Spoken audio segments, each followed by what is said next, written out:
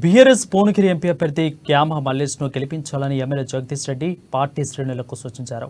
యాదాద్రి జిల్లాలో BRS Bhuvanagiri parliamentary విస్తృత స్థాయి సమావేశం నిర్వహించారు. ఈ సమయంలో మాజీ మంత్రి జగదీష్ రెడ్డి ముఖ్య అతిథిగా పాల్గొన్నారు. రానున్న ఎన్నికల్లో పార్టీ గెలుపు కోసం అనుసరించాల్సిన విధి విధానాలపై కార్యకర్తలకు జగదీష్ రెడ్డి దిశానిర్దేశం చేశారు.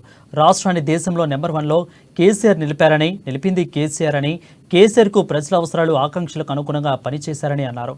తెలంగాణ ప్రజల కోసం కొట్లాడేది కేసీఆర్ అని, ప్రభుత్వాన్ని ముళ్లకర్రతో పొడిచేది బీఆర్ఎస్ మాత్రమే, హామీలు అమలు చేసేలా ప్రభుత్వాన్ని మెడలు వంచేది కేసీఆర్ అని అన్నారు.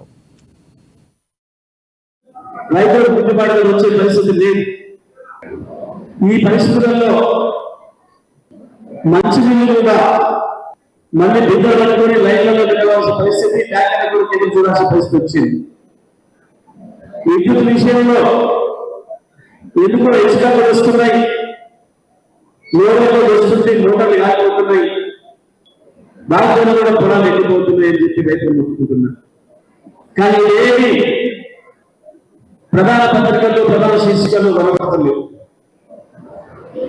ఎలక్ట్రానిక్ మీడియాలో ప్రధానమైన ఛానళ్లలో కూడా కనపడతలేవు.